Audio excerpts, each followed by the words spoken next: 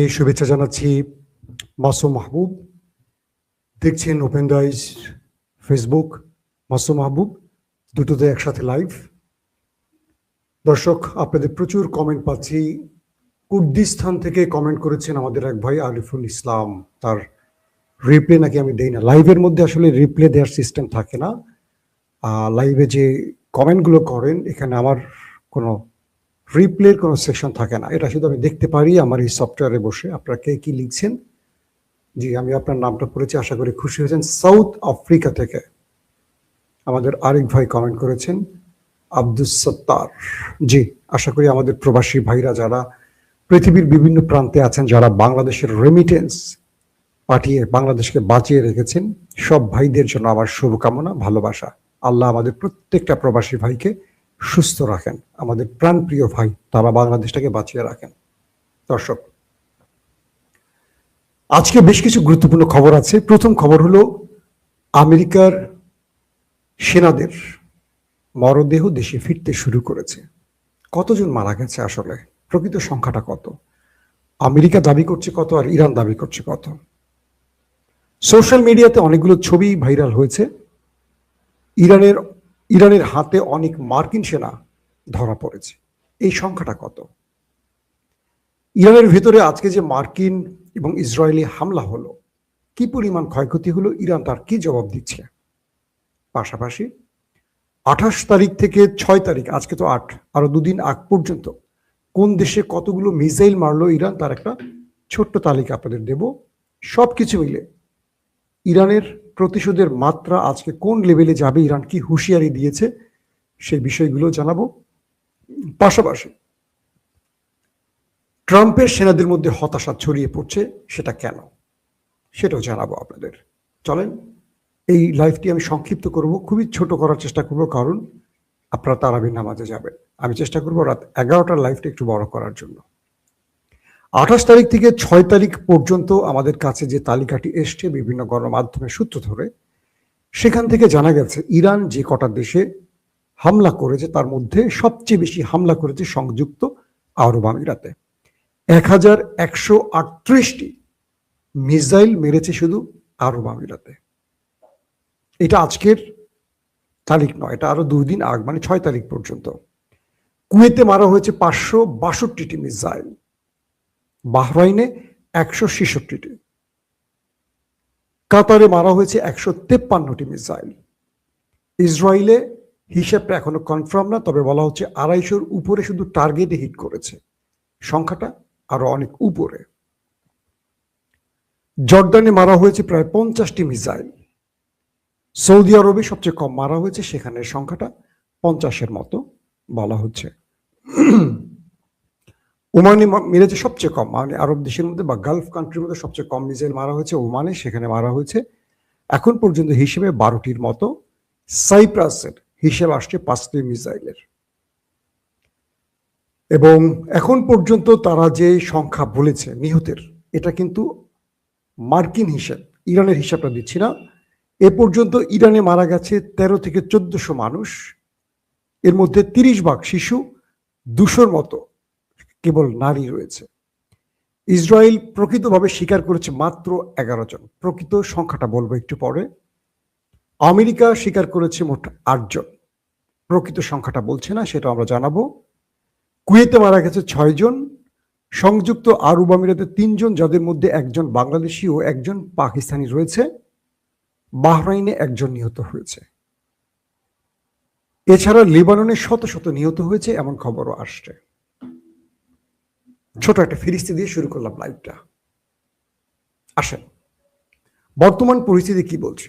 America কালকে ঘোষণা দেওয়ার পর রাতে ম্যাসিভ আকারে ইরানের ভেতরে অ্যাটাক হয়েছে। আর এই অ্যাটাকের লক্ষ্যবস্তু ছিল ইরানের শিল্পাঞ্চল এবং তেল কেন্দ্রগুলো। সকাল থেকে ইরানের বিভিন্ন জায়গায়, তেহরান সহ গুরুত্বপূর্ণ জায়গায় ইরানের তেল শোধনাগার বা তেলের যে স্টোরেজ, যেখানে তেল জমা রাখা হয়েছে, সেখানে পুরো আকাশ কাঁপিয়ে ধাউ ধাউ করে আগুন জ্বলতে দেখা গেছে। অর্থাৎ ইরানকে অর্থনৈতিকভাবে পঙ্গু করার জন্য ইরানের তেল শিল্পে বা তেল কেন্দ্রে বড় রকম আক্রমণ করেছে দেশ দুটো। এবং এই আক্রমণের ফলে বিভিন্ন জায়গায় যে আরো আক্রমণ হয়েছে সেখানেও অনেক প্রাণ গেছে এমন খবর পাওয়া গেছে। এরপর ইরান জোরে সোরে দুটো ঘোষণা দিয়েছে। এক, তারা বলছে আজকে শত্রুকে সবচেয়ে বড় সারপ্রাইজ দিবে ইরান। এ যাবৎ অর্থাৎ 28 তারিখ থেকে আজ 8 তারিখ পর্যন্ত যতগুলো আক্রমণ হয়েছে তার মধ্যে আজকে সবচেয়ে বড় আঘাত করতে যাচ্ছে ইরান শত্রুর বুকে। কি দিয়ে আক্রমণ করবে সেটাও ইরান জানিয়েছে। ইরান বলছে তারা তাদের প্রথম ধাপে যে মিসাইল বা ড্রোন অ্যাটাকগুলো করেছে আজকে থেকে সেই ধাপটির পরিবর্তন আনবে তারা। আজকে তারা সবচেয়ে এক্সক্লুসিভ মিসাইলগুলো দখলদার এবং তার মিত্র আমেরিকার বুকে ছুড়বে। তারা বলছে এই মিসাইলগুলো ইন্টারসেপ্ট করতে পারবে না শত্রু, পাশাপাশি এগুলোর ক্ষতির পরিমাণ ভয়াবহ। ইরান বলছে আমাদেরকে ওরা আক্রমণ করেছে, আমরা প্রতিশোধ নিতে শুরু করেছি। ওরা আমাদের সাধারণ মানুষকে হামলা করছে, আমাদের বাণিজ্যিক প্রতিষ্ঠানগুলোতে হামলা করছে, তেল শোধনাগারে হামলা করছে। তাহলে এটার উত্তর হবে সেইভাবেই ওদেরও অর্থনীতির মেরুদণ্ড আমাদের ভেঙে দিতে হবে। এবং আমরা আজকে থেকে বা আজ রাত থেকে আমরা যে আক্রমণ করতে যাচ্ছি এই আক্রমণ শত্রুর বুকে কাঁপন ধরাবে। শত্রু বুঝবে তারা তেহরানে আক্রমণ করে কি ভুলটা করেছে। তার মানে ইরান আজকে যে আক্রমণটা করবে এটা হবে এই যুদ্ধের সবচেয়ে ভয়াবহতম দিন, আজকে থেকে শুরু। এবং আজকে তারা যে মিসাইলগুলো ব্যবহার করবে এগুলো সব আপগ্রেড মিসাইল, আলট্রা মডেলের মিসাইল। এবং এই মিসাইলগুলো এখন পর্যন্ত ইরান খুব একটা ব্যবহার করেনি। এর মধ্যে সিজিল আছে, খাইবার আছে, তারপর আরো যে কি বলে ক্লাস্টার বোমাগুলোর খবর আছে, ইমাদ আছে, বেশ কিছু নতুন সিরিজের নাম বলছে ইরান, যেগুলো তারা আজকে শত্রুর কাছে ছুটবে। এবং শত্রুকে আমন্ত্রণ দিচ্ছে, ওয়েট করো, আসছে ইরানের মিসাইল। পাশাপাশি ইরান দাবি করছে কেবল গতকাল কি তারা 250-র মতো ট্রাম্প সেনাকে ওপারে পাঠিয়েছে। আমেরিকা যখন বলছে তাদের এই নিহতের সংখ্যা প্রায় 1 ডজনের মধ্যে, 8-10 জনের মধ্যে, ইরান বলছে যে তারা এই পর্যন্ত মার্কিন ঘাঁটিগুলোকে লক্ষ্য করে যে অ্যাটাক করেছে, প্রথম দফায় 650 জনের মতো অপারে চলে গেছে। 650 প্রথম দফায়। গতকালকে তারা 250 জনকে বা 220 থেকে 250-এর মতো ওপারে পাঠিয়েছে। কিন্তু তারা রহস্যজনক কারণে বা তাদের দেশের জনগণকে মিথ্যা আশ্বাস দেওয়ার জন্য এই সংখ্যাটি গোপন রাখছে। পাশাপাশি ইরানের সিকিউরিটি কাউন্সিলের যিনি সেক্রেটারি আলী লারেজাদ, তিনি বলেছেন ইরানের হাতে মার্কিন অনেক সেনা ধরা পড়েছে। এবং কিছু ছবি ইতিমধ্যে তারা প্রকাশ করেছে যেখানে দেখা গেছে ইরানের পতাকা, আয়াতুল্লাহ আলী খামিনির ছবি সম্মিলিত একটি স্থানে মাথা গেড়ে এভাবে ঘাড়ে হাত দিয়ে প্রচুর সেনা মাথা নিচু করে বসে আছে, তাদেরকে ঘিরে রেখেছে ইরানের ব্ল্যাক ড্রেস পরা সেনারা। তিনি বলছেন ইরানের এই সিকিউরিটি বা নিরাপত্তা বিষয়ক সর্বোচ্চ ব্যক্তিটি, যিনি সরাসরি খামিনির সাথে কাজ করতেন, তিনি বলছেন যে বিভিন্ন সেক্টর দিয়ে ওদের সেনারা ইরানে ঢোকার চেষ্টা করলে তাদেরকে পাকড়াও করা হয় এবং তারা এখন ইরানের জিম্মায় রয়েছে। ডোনাল্ড ট্রাম্প বিষয়টি অস্বীকার করেছেন। তিনি গ্রেফতার এবং নিহতের বিষয়টি সরাসরি অস্বীকার করেছেন। আর ইরান বলছে তারা শিগগিরই তাদের নাম ঠিকানা সহ প্রকাশ করবে। তার মানে ইরানের এই বক্তব্যটির সত্যতা পাওয়া যায়, কারণ তারা শিগগিরই এটা প্রকাশ করবে।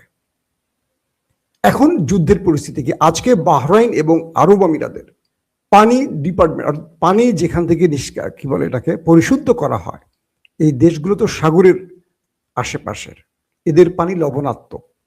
এই পানিগুলো এরা আমাদের মতো কল বসিয়ে অটোমেটিক পানি পায় না, এদের পানিগুলোকে পরিশুদ্ধ করে খেতে হয়। তো আরব আমিরাত থেকে আমাকে একজন জানিয়েছেন, একজন প্রবাসী বাঙালি, যে তিনি দেখেছেন যে তাদের পানি পরিশোধনাগারে হামলা হয়েছে। বাহরাইনও একই অবস্থা হয়েছে। তাদের পানি পরিশোধনের এই যে বিষয়গুলো, এগুলো তাদের জীবন বাঁচাবার জায়গা। অর্থাৎ আরব রাষ্ট্রকে পঙ্গু করতে হলে তাদের তেল আর পানির উপর হামলা করলে এই দেশগুলো একেবারে আইএমএ জাহিলিয়াতে পৌঁছে যাবে। এর কারণটা কি আসলে? ইরান ক্ষেপছে কেন? ইরান ক্ষেপছে এই কারণে, কাল রাতে বাহরাইন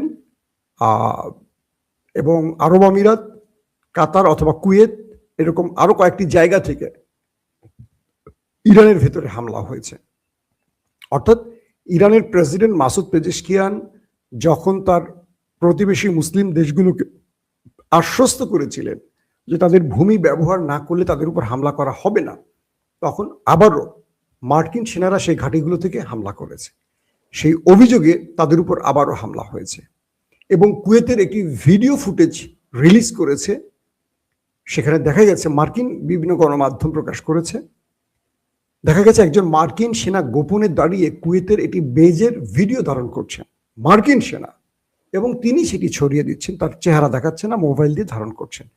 তার মানে মার্কিন সেনারা চাচ্ছেন এই ফুটেজগুলো পৃথিবী দেখুক, যেটা ট্রাম্প বলছে সেটা যে মিথ্যে, এটা প্রমাণ করতে চেয়েছেন। এখন ইরানের পক্ষ থেকে বলা হচ্ছে যে আমরা এত মিসাইল মারলাম, এত বেজ ধ্বংস করলাম, আর তাদের মারা গেল মাত্র 8 জন। এই সবগুলো মিসাইলকে আমরা বাথরুমে মেরেছি নাকি রান্নাঘরে মেরেছি? তাহলে তারা পালিয়েছে কেন? তারা যে বিভিন্ন জায়গায় পালিয়ে গিয়ে আশ্রয় নিয়েছে, সেখানে যে আমাদের ড্রোন টার্গেট হিট করেছে, সেই বড় বড় ইমারতগুলি ধসে পড়েছে, বিশাল বিশাল ভবনগুলোতে বোম মেরে একদম ধসিয়ে দিয়েছে, পুরো ভবনের মানুষগুলো কোথায় গেল? এরা কি সব প্যারাশুট দিয়ে উপরে গেছে? প্যারাশুট তো নিচে নামে। ইরান বলছে এরা কি নিচে নেমে গেছে নাকি উপরে চলে গেছে? অর্থাৎ প্রকৃত সংখ্যাটা তারা বলছে না। এরপরে দখলদার দেশের চিত্রটি হলো আজকে তেল আবিবের ভেতরে ইরান ব্যাপক ব্যাপক ব্যাপক অ্যাটাক করেছে। কিছু ফুটেজ দেখা গেছে, যে ফুটেজে তাদের সড়ক, বাড়িঘর, গুরুত্বপূর্ণ স্থাপনা, বড় বড় ভবন গুড়িয়ে রাস্তায় পড়ে আছে, একদম রাবিশ আকারে হয়ে আছে, ভেঙে চুরমার হয়ে গেছে। একটার পরে একটা এলাকা একদম গাজার মতো ধ্বংসলীলায় রূপ নিয়েছে। ইসরায়েলের জনগণ বলছে, রাষ্ট্রীয়ভাবে তাদের সরকার তাদের জনগণকে বলছে, কেউ যেন এই ভিডিও ধারণ না করে। যারা এই ভিডিও ধারণ করবে এবং প্রকাশ করবে তাদের জেলে পাঠাবে সরকার। কেন? ইরানের জনগণ তো রাজপথেই আছে, বিক্ষোভ করছে, আবার লড়াইয়ের মধ্যে দোকানপাট খোলা রেখে ব্যবসা করছে। মৃত্যুকে তারা নিজ চোখে দেখছে, কিন্তু মৃত্যুকে ভয় করছে না। কারণ কি? তারা জানে মৃত্যুর ফয়সালা একজনের হাতে থাকে, তার নির্দেশেই মৃত্যু হবে, পালিয়ে বাঁচার কোনো সুযোগ নেই। কিন্তু ওরা বাংকারে আশ্রয় নিয়ে লুকিয়ে থাকে, ওরা জাহাজে লুকিয়ে গেছে, ওরা বিভিন্ন দেশে চলে গেছে। এরপরও ওদের দেশের ভেতরে ইরানের মিসাইল যে তাণ্ডব চালাচ্ছে, সেগুলো গোপন করার কারণ কি? ভারতীয় কয়েকজন সাংবাদিক জানিয়েছে, ওই দেশটিতে নেতা কাকুর বাড়িতে যে আক্রমণ হয়েছে সেখানে নিহতের সংখ্যা অগণিত, কিন্তু তারা প্রকৃত সংখ্যা কখনো বলছে না। এবং তাদের মধ্যে যে বড় অসুস্থতা তৈরি হয়েছে, কারণ তারা পুরো টাইমটা এখন বাংকারে আশ্রয় নিয়ে থাকে, তারা ঘরে আসতে পারছে না। ধরেন বাংকারে 4 ঘন্টা অবস্থান করে বের হচ্ছেন, এমন সময় আবার সাইরেন বাজে, আবার দৌড় দিয়ে বাংকার। বাংকার তাদের জন্য খুব আরামের জায়গা না। একটা বাংকারে, বুঝতে পারেন যে একটা হাসপাতালে বা একটা অন্ধকার মাটির নিচেটা বাংকারের মধ্যে 20 জনের জায়গায় যদি 2000 লোক থাকে, কি অবস্থা হয়? মানুষের জীবন ধারণের শুধু ক্ষমতা না, মানুষের বেঁচে থাকার জন্য যে প্রয়োজনীয় বিষয়গুলো সেখানে থাকে না সবকিছু। তো একটা পুরো দেশের মানুষ তো বাংকারে আশ্রয় নিতে পারে না, পারে? সম্ভব না। তো ইরান এখন তাদের খুঁজে খুঁজে হিট করছে। পাশাপাশি সেই নেতা কাকুর বাড়ির ভেতরের দৃশ্যগুলো এখন ভয়াবহ অবস্থা ধারণ করেছে। আবার ইরানের পক্ষ থেকে আজকে আবার বলা হয়েছে তারা এই দেশ দুটোকে টার্গেট করে আরো ম্যাসিভ আকারে আক্রমণে যাচ্ছে। পাশাপাশি হিজবুল্লাহর সাথে তাদের পাল্টা আক্রমণ চলছে, দুপক্ষের মধ্যে ব্যাপক আক্রমণ চলছে। এই পরিস্থিতিতে যুদ্ধ নতুন দিকে মোড় নিতে যাচ্ছে। আবার আরব রাষ্ট্রগুলো বারবারই চেষ্টা করছে যুদ্ধ বন্ধে। ওমান বারবারই দুতিয়ালির চেষ্টা করছে, কিন্তু ট্রাম্প নাছুর বান্দা, তিনি ফেস সেভিং চাচ্ছেন। তিনি চাচ্ছেন ইরান একটা পথ খুলে দেখ, যাতে করে ট্রাম্প তার নিজের জীবন বাঁচাতে পারে। ট্রাম্পের সামনে দুটো বিপদ, এক নারীর ... অভিযোগে তিনি গ্রেফতার হতে পারেন, শাস্তি হবে, 13 বছরের এক নারী। 2, আগামীতে মধ্যবর্তী নির্বাচনে ট্রাম্পের অবস্থা খুব করুণ। তিনি এই নির্বাচনে হেরে যাবেন, এই সম্ভাবনা থেকে কোনো না কোনোভাবে ফেস সেভিং বা ছোট্ট একটা বিজয় দিয়ে তিনি আবার ব্যাক করতে যাচ্ছেন মার্কিন জনগণের কাছে। ইতিমধ্যে ফক্স নিউজ ছাড়া বাকি গণমাধ্যম ট্রাম্পকে ধুয়ে মুছে ছেড়ে দিচ্ছে। অর্থাৎ আজকের রাতটা হবে আমেরিকা এবং ইসরায়েলের জন্য একটা টেনশনের রাত, কারণ ইরান যে হুঁশিয়ারি দিয়েছে বা ঘোষণা দিয়েছে সেটা কার্যকর হতে যাচ্ছে। কি হতে পারে? রাত 11টা থেকে 12টার মধ্যে চোখ রাখুন আমাদের চ্যানেলে, আমরা আবার ফিরে আসবো আপনাদের সামনে। এখনকার মতো বিদায় নিচ্ছি, প্রত্যেকে ভালো থাকবেন, আল্লাহ হাফিজ।